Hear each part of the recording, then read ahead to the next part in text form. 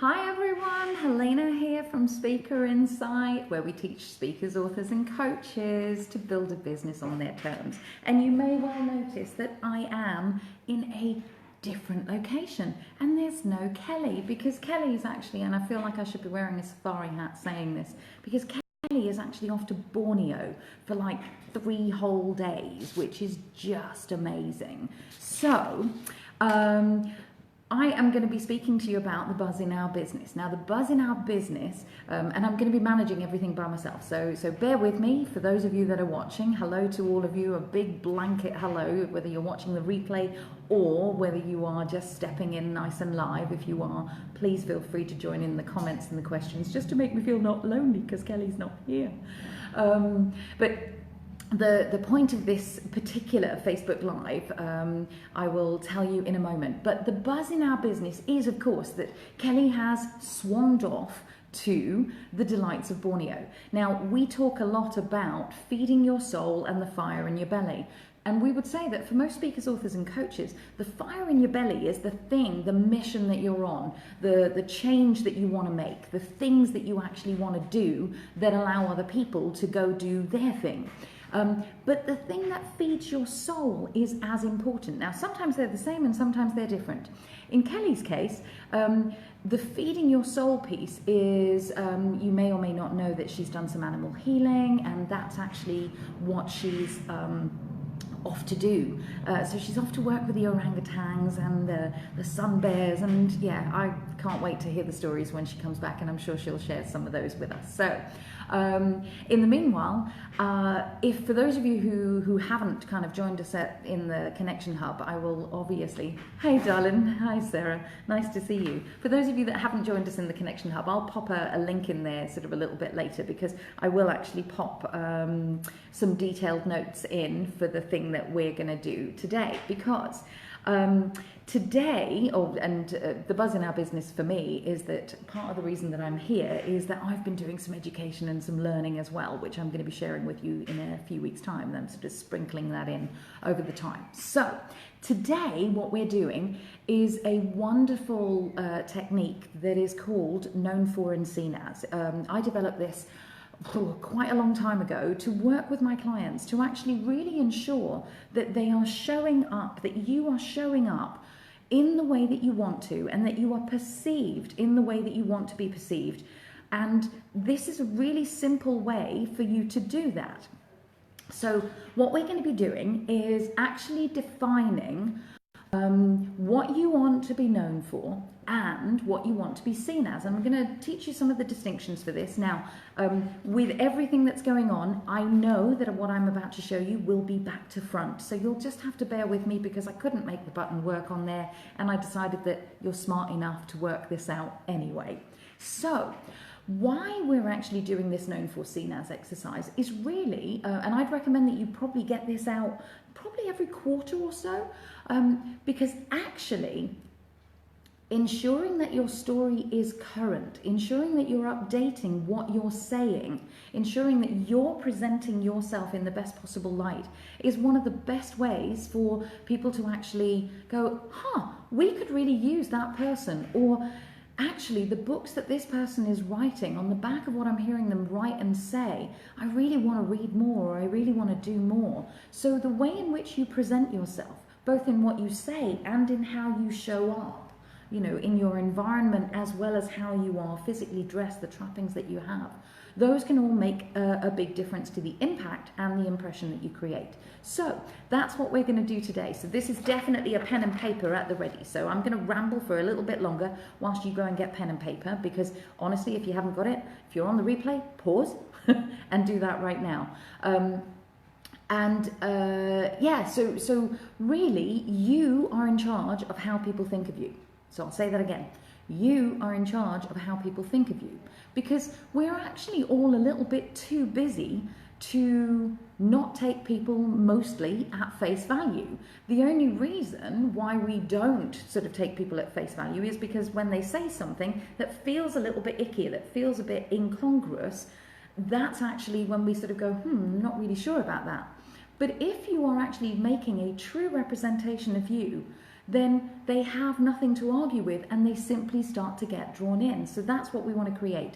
And today we're going to go conscious on how you do that. So many clients that we've worked with have either tweaked their websites on the back of this, or modified their 60-second pitches, you know, their whole kind of spiel that they do at networking on the back of actually doing this particular exercise. So I can't recommend it enough. I am going to put my glasses on, so if there's a reflection, you'll just have to bear with me on that one and see.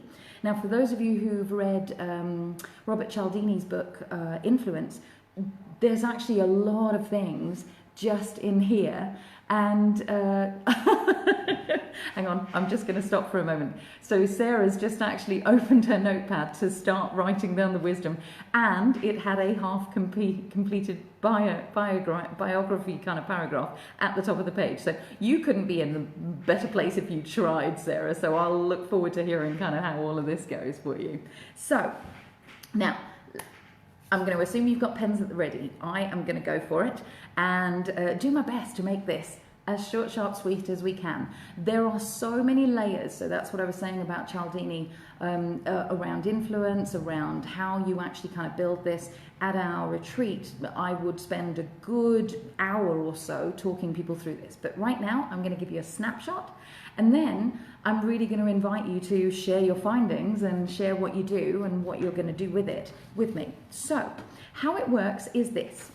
So I have here one I prepared earlier. And what you've got on here is known for and seen as. And then down here, you've got 3 titles: actual, aspirational, and at no time. So I'm just going to hold that up for a second. Known for, seen as, actual, aspirational, at no time. And then I'm going to talk you through all of them. Okay? So what works really well for this exercise, if you really want to get in there and do it, it really helps to actually do 2 copies of that, or do it on both pages, so you can write notes about what the thing is, because I do want you to be able to use this over and over. So write notes about it on one of the pages, and then actually write some comments about the things that pop into your head about who you are, what you want to be known for, what you want to be seen as on the other one. So that's if you're getting really finessed about this. So how it works is this. We'll start with the known for piece. So we're going to work our way down the known for column with these 3 filters on the side. So it's really 2 perspectives around how you actually want to be known, and 3 viewpoints that we're actually going to view them from. The known for part of this is actually all about the impact that you've made, that you want to make, and that you never ever want to be known for in that sense. So if you think about your known for, so you know, if I say, what are you known for, it's really around the results, the sort of the tangible things, the achievements, the awards, the titles, even the longevity, the numbers behind your experience, that really helps you set an expectation of what people can receive. Now, you'll notice that we have our 3 viewpoints. So 2 perspectives with 3 viewpoints. So if you start with this exercise around, okay, what is it that I am actually right here and now known for? So I always liken this to a fly on the wall scenario. So if you were leaving a room and somebody else was talking about you or wanting to introduce you to someone, what is it that they would be saying about you that they think of you as being known for? So would they say that you are a professional, that you've trained thousands of people, that you have put on some, in Sarah's case, that you've put on some incredible productions, that you're known for your skills at organizing and structuring information, whatever it is, or inspiring audiences, or your wonderful prose in that way. So you start to think about, what are the things that people might say, or the things that you are actually known for, the things that are factual and that people absolutely know. So these are kind of your authority pieces, they're your qualifications. They're a little bit like the CV, but it's kind of pulling out the relevant stuff on that allows you to set your authority and your credibility in place. They're the things that you've facilitated or made happen in some way that's evidence of what you're known for. So Sarah, give me an example or two of where you're at, because you are definitely here and present. You've probably got some things kind of going already. And for those of you who are watching on the replay, feel free, kind of say, you know, I'm really known for this. So in my case, I'm known for opening 17 TGI Fridays.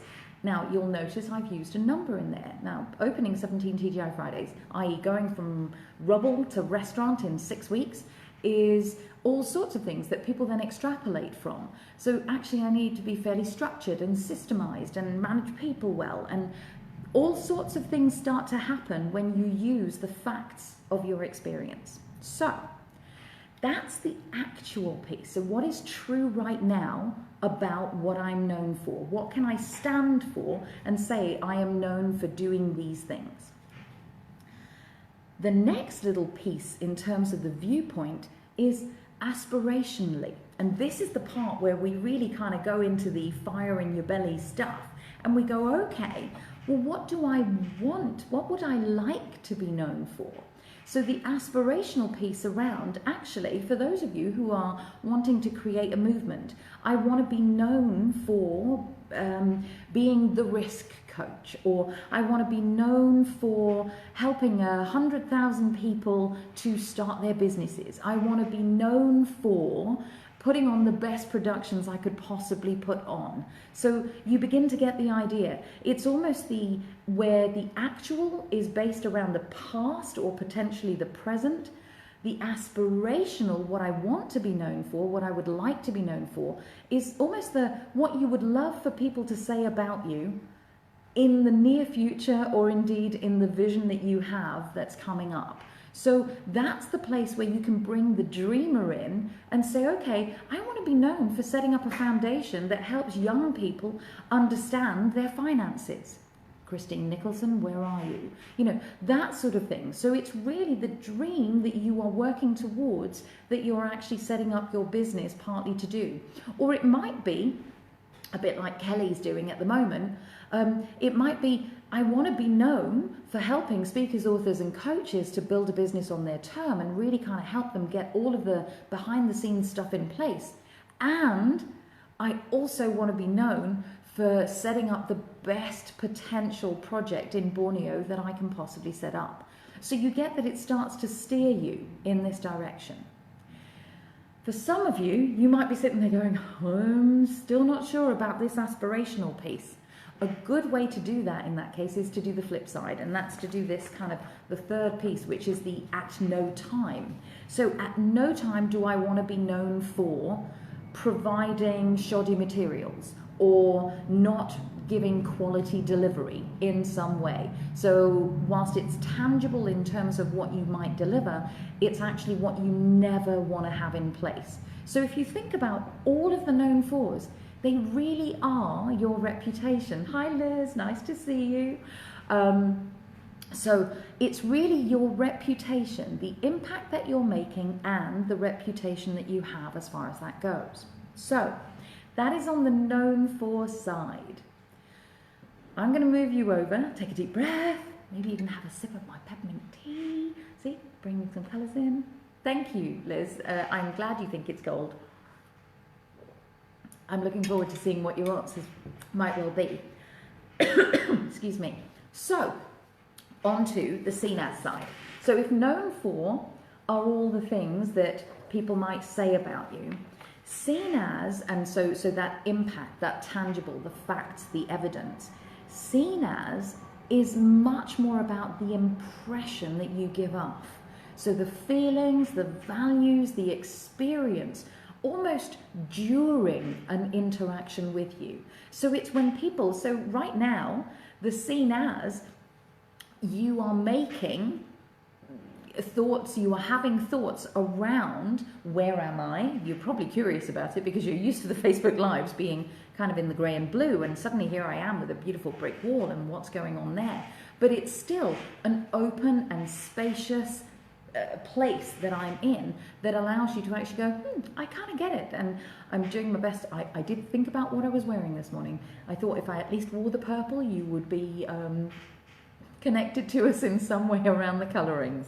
So am I giving you the impression that Seen As is about brand? Yes, part of it is about brand, but more of it is about how you're coming across and the feeling that happens when you're coming across in the way that you're coming across. So, you know, the impression of they're knowledgeable, they are always value giving, they pack things in, you know, like what's he or she like? If you again imagine that whole fly on the wall, you know, what's it like to work with someone versus the results, which is on the known for side. So what's it like to work with this person? You know, what do they do?